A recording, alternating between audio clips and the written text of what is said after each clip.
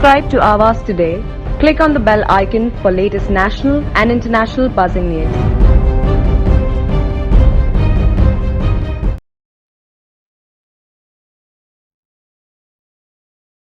मनसेचे अध्यक्ष राज ठाकरे यांनी औरंगाबाद येथील सभेतून राष्ट्रवादीचे सर्वेसर्वा शरद पवार आणि त्यांच्या पक्षावर कडाडून टीका केली आहे. राज ठाकरे सभेमध्ये बोलत असताना लोक जात मानत होते, परंतु दुसऱ्या जातीचा द्वेष करत नव्हते. मात्र राष्ट्रवादीच्या स्थापनेनंतर दुसऱ्या जातीबद्दलचा द्वेष सुरू झाला. तसेच शरद पवार नास्तिक आहेत. शरद पवारांनी छत्रपती शिवाजी महाराजांचे नाव घेतले नाही. याही पुढे जाऊन त्यांनी शरद पवारांना सल्लाही दिला की त्यांनी आजोबांची पुस्तकं वाचावीत. मी सर्व पुस्तकं वाचली आहेत, तुम्ही फक्त तुमच्या फायद्याचे वाचले आहे, अशी सनसनीत टीका राज ठाकरे यांनी शरद पवारांवर केली. राज ठाकरेंनी शरद पवारांवर केलेल्या या टीकेबद्दल नवी मुंबईतील राष्ट्रवादीच्या नेत्यांनी राज ठाकरेंच्या टीकेला चांगलेच प्रत्युत्तर दिले आहे. कसं आहे, स्वतःला टेरपी मिळवायचा असेल तर महाराष्ट्रातील किंवा देशातील कुठल्याही नेत्याला आदरणीय पवारसाहेबांचं नाव घेतल्याशिवाय दिवस जात नाही. आणि जेव्हा पवारसाहेबांचं नाव घेतलं जातं त्यावेळेस ती बातमी होते. आणि खरं म्हणजे कालच्या सभेमध्ये ज्यांनी ज्या प्रकारे टीका केली त्याचा मी राजसाहेबांचा या ठिकाणी जाहीर निषेध करतो. विषय असा आहे की या महाराष्ट्रामध्ये देशामध्ये अनेक विषय होत असताना या ठिकाणी हिंदू मुस्लिम मशिदीवरनं भोंगे काढणे हे जे विषय हाताळले जातात ते चुकीच्या पद्धतीने हाताळले जातात. खरं म्हणजे या महाराष्ट्रामध्ये देशामध्ये महागाई मोठ्या प्रमाणात वाढत आहे. डिझेल, पेट्रोल, गॅसचे भाव, CNG भाव वाढत आहेत. युवकांचा नोकरीचा प्रश्न भेडसावत आहे. आणि अशा परिस्थितीमध्ये ह्या प्रश्नाला हात न घालता मशिदीवरनं भोंगे काढणे, नाही तर आम्ही हनुमान चाळीसा त्या ठिकाणी करू, माझं एवढंच म्हणणं आहे. हनुमान चाळीसा बोलायचं असेल तर त्यांनी हनुमानाच्या मंदिरामध्ये जाऊन हनुमान चाळीसा करायला पाहिजे. रस्त्यावर येऊन करून समाजामध्ये तेढ निर्माण करणं आताच्या परिस्थितीमध्ये योग्य नाही आहे. आणि ही खऱ्या अर्थाने भाजपवाल्यांनी दिलेली सुपारी आहे. पूर्वीच्या काळामध्ये राजसाहेब शरद पवार साहेबांचे अतिशय गुणगान गात होते. प्रत्येक वेळी लाव रे तो व्हिडिओ म्हणून अख्ख्या महाराष्ट्रात सभा घेतल्या. भाजपच्या विरोधात मोठ्या प्रकारे सभा घेऊन भाजपची पोलखोल केली. आणि आज त्यांनी यू टर्न जो घेतलेला तो कशासाठी घेतला आहे समजायला मार्ग नाही. परंतु महाराष्ट्रातील जनता यांना सर्व काही समजत असतं. खऱ्या अर्थाने जेव्हा केंद्र सरकारने भाजपच्या सरकारने जेव्हा ईडी लावली आणि ईडी लावल्यानंतर राजसाहेबांनी या ठिकाणी यू टर्न घेऊन आज ते महाविकास आघाडीच्या विरोधात बोलत आहेत. हे लोक समजायला काही मूर्ख नाही आहेत. त्यामुळे लोकांना सगळं कळतं. महत्त्वाचे विषय बाजूला ठेवायचे आणि कशा प्रकारे हिंदू मुस्लिम या ठिकाणी दंगे होतील आणि त्याच्यातून केंद्रातील भाजप सरकारला या महाराष्ट्रामध्ये राष्ट्रपती राजवट कशी आणता येतील हे बघण्याचं काम या ठिकाणी चालू आहे. कधी नवनीत राणाला पुढं करायचं, कधी पडळकरला पुढं करायचं, तर कधी प्रवीण दरेकर बोलणार, सातत्याने किरीट सोमय्या आरोप करत बसणार. जसं पाण्यातून मासा काढल्यानंतर तो मासा तडफडत असतो, तसं सत्तेतून भाजप बाहेर पडल्यानंतर सत्तेविरुद्ध त्यांना राहता येत नाही. त्या प्रकारे देवेंद्र फडणवीसची महाराष्ट्रामध्ये परिस्थिती निर्माण झालेली आहे. आणि ते कारणाने कुठल्याही परिस्थितीमधले महाराष्ट्रातील सरकार पडलं पाहिजे, महाविकास आघाडीचं सरकार पडलं पाहिजे हे धोरण ठेवून या ठिकाणी सातत्याने मग ते पवारसाहेबांच्या घरावरती हल्ला असेल असे अनेक उपद्व्याप या ठिकाणी भाजपच्या माध्यमातून चालू आहेत. आणि त्या कुठल्याही गोष्टीला यश येणार नाही जोपर्यंत आदरणीय शरदचंद्रजी पवारसाहेब आहेत तोपर्यंत महाराष्ट्रातील महाविकास आघाडी सरकार 5 वर्ष खंबीरपणे काम करणार, कुठलाही वाद नाही. खरं म्हणजे हे युवकांना भडकवण्याचं काम राजसाहेब ठाकरे करत आहे अतिशय चुकीच्या पद्धतीने. 5 जूनला राजसाहेब जाणार अयोध्याला. या ठिकाणी 4 तारखेला जर मशिदीवरून भोंगे नाही काढले तर कायदा सुव्यवस्था या ठिकाणी कोलमडणार. त्या ठिकाणी युवकांच्या हाणामारी करायला लावणार, हिंदू मुस्लिम दंगली घडवणार. आणि या दंगलीमध्ये कुठलाही मोठा नेता त्या ठिकाणी नसणार, स्वतः राजसाहेब नसणार. ह्याच्यामध्ये युवकांचाच बळी जाणार आहे. त्याच्यामुळं बोलायला भाषणामध्ये काही जात नाही. परंतु जी परिस्थिती आहे महाराष्ट्रातली ती परिस्थिती चांगल्या रीतीने ठेवायची असेल तर या ठिकाणी मशिदीवरचे भोंगे जे सुप्रीम कोर्टाने निर्णय दिलेला असेल त्या निर्णयाप्रमाणे महाराष्ट्र सरकारने कारवाई करणं आवश्यक आहे. या ठिकाणी जुटला कुठलाही अल्टिमेटम दिला असेल अल्टिमेटम तर त्या अल्टिमेटमला काही अर्थ नाही आहे. पूर्वीपासून मैसूरचे भोंगे चालू होते. हनुमान चाळीसा बोलायचा असेल तर त्या ठिकाणी मंदिरात जाऊन हनुमानाच्या मंदिरात जाऊन तर करावं अशी माझी या सगळ्या महाराष्ट्रातील युवकांना विनंती आहे. आणि कुठल्याही परिस्थितीमध्ये राजसाहेबांच्या त्यांनी जे भाषण केलं आहे त्या भाषणाला बळी पडू नये, जेणेकरून आपल्या युवकांचं या ठिकाणी आयुष्य उद्ध्वस्त होईल आणि भविष्यात जर पोलीस केसेस झाल्या तर नोकऱ्याही मिळणं आहेत त्या कठीण होऊन जातील. त्याच्यामुळे या गोष्टीमध्ये महाराष्ट्रातील युवक तरुणांनी कुठल्याही परिस्थितीमध्ये जाऊ नये अशी माझी त्यांना या ठिकाणी विनंती आहे. बघा, ज्या झाडावर फळं असतात त्यालाच दगडं मारत असतात. ज्याचं नाव असतोच त्यालाही बदनाम करण्याचा प्रयत्न होतो. आणि पवारसाहेब असो, अजितदादा असो, सुप्रियाताई असो किंवा जयंतराव पाटील असो आणि त्यांच्या असं आपल्या राष्ट्रवादी पक्ष सर्व नेते लोक असो, ताकदवान नेते आहेत. आणि म्हणून राज ठाकरे साहेबांचा मी आदर करून सांगतो की त्यांनी आपला पक्ष मोठा करण्यासाठी जेवढी ताकद लावलीच ती तर आज ही परिस्थिती नसती.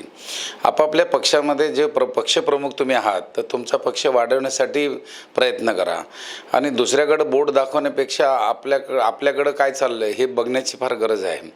आणि राहिला प्रश्न नास्तिक आणि आस्तिक, आता कोणी ढोंग करून पूजा करत असतो पण कोणी मनातनं अंतर्मनातनं पूजा करत असतात. आणि शरद पवार साहेब हे अंतर्करणातनं पूजा करणारे, मानव धर्म जपणारे आहेत. त्याच्यामुळं पवार साहेबांना ते नास्तिक का बोलतात हे मला काय माहीत नाही. आणि स्वतः काय करतात याच्याबद्दल आम्हाला तर कल्पना नाही, त्यांच्याशी फार काय आमचा संबंध आला नाही. परंतु पवारसाहेब आहेत. पवारसाहेबांचे उंची, पवारसाहेबांचा अभ्यास, पवारसाहेबांचा अनुभव, पवारसाहेबांचे काम करण्याची पद्धत या वयात देखील 80 पेक्षा वय त्यांचं जास्त आहे. आणि अशा परिस्थितीमध्ये आपला पक्ष मजबूत झाला पाहिजे. आपल्या पक्षाचे लोक निवडून आले पाहिजे. आपल्या महाराष्ट्रामध्ये किंवा भारत देशामध्ये ज्या अडचणी आहेत ते सोडवण्याच्या दृष्टिकोनातून पवारसाहेब अहोरात्र मेहनत करतात. आणि म्हणून अशा कर्तबगार यशस्वी व्यक्तींना भारत देशातला नव्हे तर अखंड जगामध्ये ज्यांचं नाव लोकनेते म्हणून ज्यांचं नाव घेतलं जातं त्यांचं नाव आहे शरद पवार साहेब. नेते कोणी बरेच नेते आहेत पण लोकनेता, लोकांचा नेता, लोक ज्यांना मानतात असे एकच नाव आहे, त्यांचं नाव आहे शरद पवार साहेब. आणि म्हणून अशा पद्धतीनं कोणीतरी काहीतरी बोलून निंदकाचे घरं असावे शेजारी, निंदक किती जर निंदा करत असला तरी पवारसाहेब आहेत, राष्ट्रवादी आहे. नाही, मुळात कल्ला औरंगाबाद या ठिकाणी मनसेचे प्रमुख राजसाहेब ठाकरे यांनी आमचे राष्ट्रवादीचे सर्वांसर्वे आमचं दैवत आणि ह्या देशाचे धुरंधर नेतृत्व असणारे एक पितामह आदरणीय शरदचंद्रजी पवारसाहेबांवर जी टीका केली आहे ती त्यांना न शोभणारी आहे. कारण तुम्ही जर गेल्या 5 वर्षापूर्वी जर बघितलं असेल तर राजसाहेबांनी आदरणीय शरदचंद्रजी पवारसाहेबांचा हात धरून अत्यंत मोठ्या दिमाखाने त्यांची मुलाखत घेतलेली आहे.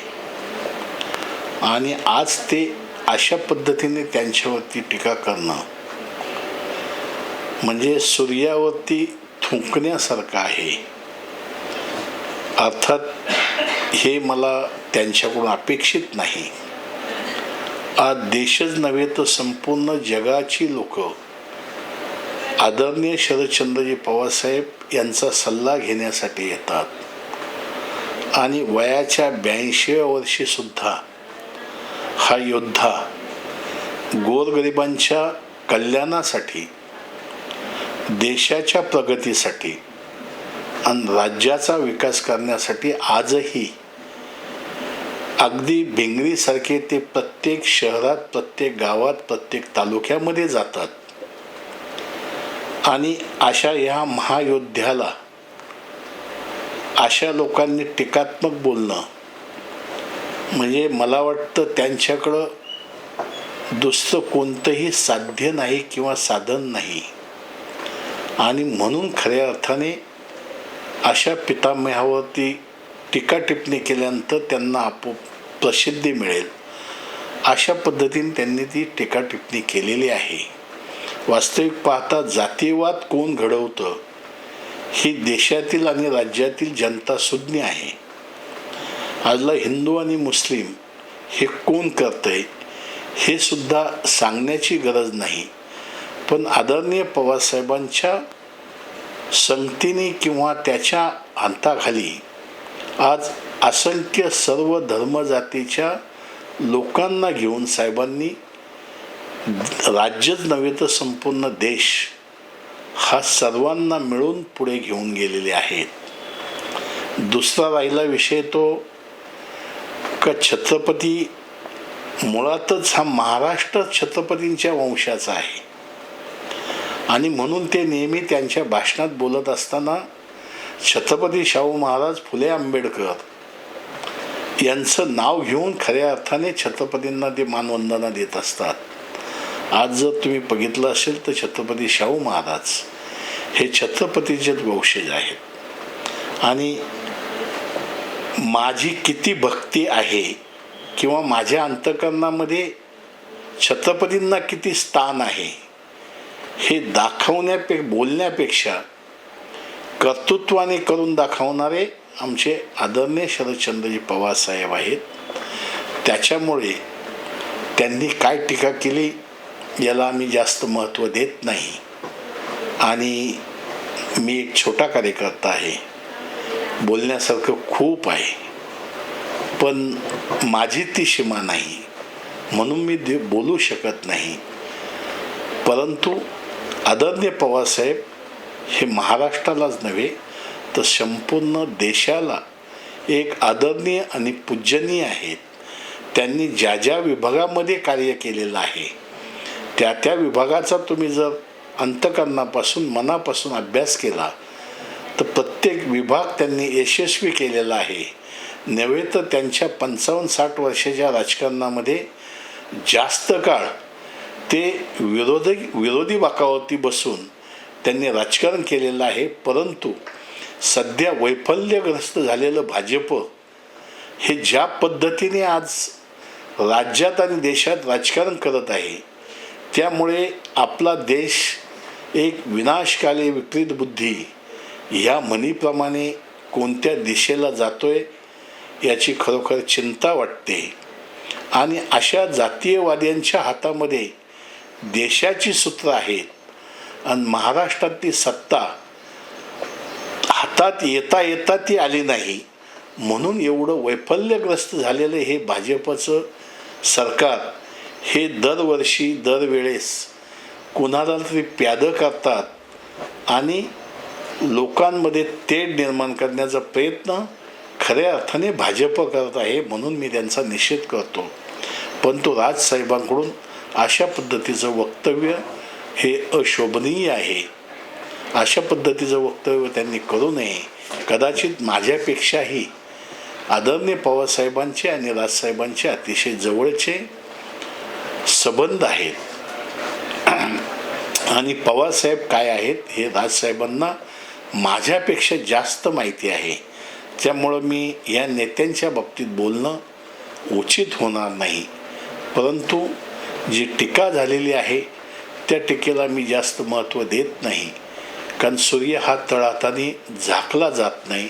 सूर्याचा प्रकाश हा सर्वत्र पसरलेला असतो आणि सूर्य उगवल्यानंतर जगाला सांगावं लागत नाही का आत्ता सूर्योदय झालेला आहे. त्यामुळं आमचे आदरणीय आणि पूजनीय असणारे शरदचंद्रजी पवारसाहेब ह्या महाराष्ट्राचे नव्हे तर देशाचा सूर्य आहे आणि त्या प्रकाशामध्ये आम्ही लहानचे मोठे होऊन आज समाजकार्य करीत आहोत.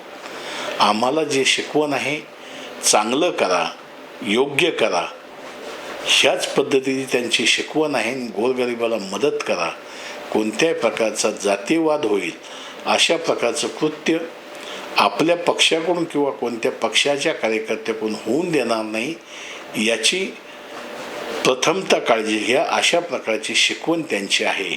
अशा नेत्याला मी वंदन करेल आणि त्यांच्या मार्गदर्शनाखाली या ठिकाणी राष्ट्रवादी काँग्रेस पक्षामध्ये मला काम करण्याची भाग्य मिळालं, हे माझं मी सौभाग्य समजतो.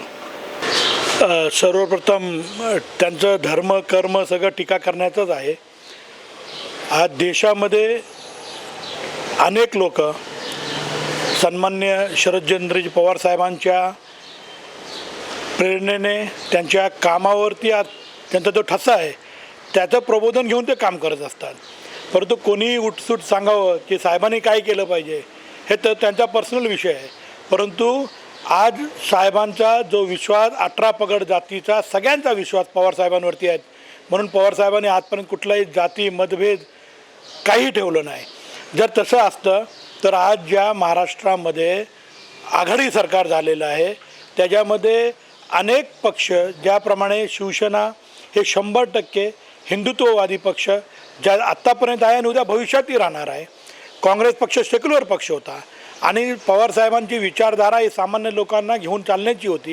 हे तिघे जर एकत्र येऊन शासन प्रशासन आणि लोकांच्या हिताची जर कामं होऊ शकतात त्याचाच अर्थ असा आहे की त्यांना सर्व धर्म समभाव आणि प्रत्येक जाती धर्माच्या लोकांना बरोबर घेऊन जाण्याची ताकद फक्त आणि फक्त शरद पवार साहेबांना आहे. हे त्यांनी करून दाखवलेलं आहे. कोण काय बोलतो त्याच्याकडे आम्हाला लक्ष देण्याची गरज नाही. अभ्यासपूर्वक जर बोलायचं झालं तर देशामध्ये काश्मीरपासून कन्याकुमारीपर्यंत प्रत्येक गावाखेड्याचा नियोजनबद्ध शेतकरी, आज आपला देश हा कृषीप्रधान देश आहे आणि या ठिकाणी पवारसाहेबांनी एवढा विश्वास आणि अभ्यास कोणत्याही नेत्याला नाही, हा 100% मी ठामपणे सांगू शकतो. कारण ज्या ज्या वेळेला काय नॅचरल कॅलेमिटी येतात तर केंद्र शासनाच्याच माध्यमातून पवारसाहेबांचंच नाव सुचवलं जातं. म्हणजे ज्या माणसाचा कुठल्याही विषयावरती चांगला अभ्यास आणि गाढ अभ्यास असतो, म्हणजे हे पुस्तकं वाचल्याशिवाय झालं असेल का? त्यांचं ज्ञान प्रबोधन तुम्ही पाहिलं असेल की एकमेव पवारसाहेब आहेत की त्यांच्या हातामध्ये पूर्ण फाईल असते. त्यांच्या कामाची पद्धत तशी आहे की आपल्याला काय काय केलं पाहिजे, काय झालं पाहिजे, त्याचे पूर्ण इत्यंभूत ते कुठल्या PA कोणाच्या भरोश्यावरती काम करत नाहीत. त्यांचं स्वतः बारीक लक्ष असतं. म्हणजे पुस्तकं वाचण्याचा गाढ अभ्यास त्यांच्याकडे आहे, स्वतः लिखाणाचा अभ्यास आहे आणि प्रत्येक घटकांपर्यंत पोचण्याचा आणि त्यांचा विचार करण्याची ताकद पवारसाहेबांमध्ये आहे. तर कोणी कोणाला उपदेश देण्याची काही गरज नाही. आमचे नेते सक्षम आहेत आणि आजच अजितदादांनी सांगितलेलं आहे की आज भोंग्या संदर्भातला जो विषय आहे तो सुप्रीम कोर्टाने जो आदेशित केलेला आहे. आपल्या देशामध्ये आपण ज्या वेळेला डेमोक्रेसीमध्ये कोर्टाच्या अधीन राहून जे निर्देश पारित होतात ते आम्हा सर्वांना बंधनकारक असतात आणि अशा ठिकाणी ज्यावेळेला सुप्रीम कोर्टाने जे आदेशित केलेलं आहे लाऊडस्पीकरचा डेसिमल पॉवर किती असला पाहिजे त्याचेही निर्देश देण्यात आलेले आहेत. तर भोंगा कोणी किती वाजवायचा आणि कोणी कुठं वाजवायचा हा त्यांचा व्यक्तिशा प्रश्न आहे. कारण ह्यांना भोंग्याशिवाय दुसरं काही दिसत नाही. आज देशामध्ये देश विकण्याचा टाईम आलेला आहे. लोक सांगतात 70 वर्षात काँग्रेस पक्षाने काय केलं किंवा त्यावेळच्या आघाडी किंवा घटक UPAने काय केलं, पण 70 वर्षामध्ये जे निर्मिती निर्माण झाली आहे देशामध्ये ते विकण्याचं काम 7 वर्षामध्ये केलेलं आहे. जर यांना एवढाच जर प्रेम देशावरती किंवा राज्यावरती या लोकांना असता तर आज इथं लोक बेरोजगारीने होरपळलेले आहेत. आज तुम्ही पाहत असाल की डिझेल, पेट्रोल, खाद्यपदार्थ म्हणजे इवन डाळी, राईस, गहू, तेल एवढ्या गगनभिडी त्यांच्या किमती झालेल्या आहेत, पण त्याच्याकडे कोणाचं लक्ष नाही. म्हणजे आपल्याला आज जर सामान्य लोकांसाठी जर काम करायचं असेल तर लोकांना पोटाचे खळगी भरण्याचा आज विषय असताना, उदरनिर्वाहाचा विषय आहे, आज सर्व्हायवलची लढाई असताना आपण डायव्हर्ट करतो एखाद्या 2 धर्मामध्ये तेढ निर्माण करण्याचं. ते काम शासनाचं आहे, प्रशासनाचं आहे. आतापर्यंत आपण पारित करतो की अशा अनेक ठिकाणी मग तुम्ही संपूर्ण आजच का तुम्हाला दिसलं? आतापर्यंत ज्या वेळेला आज लोक होरपत आहेत, जीवन मरणाचा त्यांचा प्रश्न निर्माण झालेला आहे. आपण आता भोंगे सांगता तर भोंगेचं काम प्रशासन आपल्या शासनाच्या अधीन राहून किंवा कोर्टाच्या आदेश ते प्रशासन बघून घेईल. कारण जर डेसिमल आज आम्ही कार्यक्रम करतो तर आमच्या इकडे डेसिमलची पॉवर दिली जाते तर त्यांची लोक चेक करतात. तर अशा प्रत्येक ठिकाणी आपापल्या धर्माने जर ह्या गोष्टीचा कोणाच्या डोक्यात कल्पना नसताना की आज आम्ही आपले धर्म करतो, आज आम्ही करतो, आम्ही प्रोग्राममध्ये लाऊडस्पीकर लावतो, DJs लावतो किंवा त्याच्या डेसिमल नक्कीच मला वाटतं की आपल्याला जो निमंत्रण मला वाटतं 50 डेसिमलची पॉवर आपल्याला निर्देशित आहे. परंतु मला वाटतं आज आपण जर हॉर्न जरी वाजवला तर तोही 50 डेसिमलच्या वरती आहे. म्हणजे नक्की तुम्ही चाललाय कुठे? लोकांना जे गरजेचं आहे ते कोणाच्या तरी प्रेशरखाली किंवा आपण म्हणतो ना प्रवक्ता, हे कोणाचे प्रवक्ते आहेत ते मला समजत नाही. लोकांच्या सामान्य लोकांच्यासाठी त्यांनी काम केलं पाहिजे. आम्ही त्यांना पाठिंबा दिला. आता एक काळ होता की ज्यावेळेला लोकांच्या इथं मराठी लोकांच्या किंवा महाराष्ट्रातल्या लोकांसाठी न्याय भूमिका घेण्याचं काम करतो त्यावेळेला आम्हालाही वाटत होतं. परंतु अनेक टप्प्यामध्ये तुम्ही पाहिलं असेल की प्रत्येक वेळेला आपल्याला भूमिका चेंज करायची नाही. आणि परंतु आज 2 वर्षापूर्वी पाहिलं असेल आघाडी सरकारच्या समर्थनामध्ये भाजप सरकारच्या विरोधात बोलत होते. मी नाही सांगत, जग जाहीर आहे, तुमच्याकडे त्याची नोंद आहे. परंतु लोकांची दिशाभूल करण्याचं काम, ज्यांच्याकडून आम्ही चांगल्या विकासाची अपेक्षा, सामान्य लोकांना न्याय देण्याची अपेक्षा करतो, अशा लोकांकडनं आम्ही त्यांची अपेक्षा भंग होण्याचा अजिबात विचारही करू शकत नाही. तर भोंगे हे त्यांच्या प्रत्येक धर्माने चौकटीत राहून नियमाचं पालन करावं आणि जर डेसिमल वाढत असेल तर त्यांनी आपला डेसिमल कमी करावा आणि रितसर परमिशन घेऊन या सगळ्या गोष्टी कराव्या असं मला व्यक्तिशः वाटतं. व्हिडिओ जर्नलिस्ट सुमित रेणुसेसह शिल्पा नरोडे यांचा रिपोर्ट, आवाज today, Navi Mumbai. Subscribe to Avas today. Click on the bell icon for latest national and international buzzing news.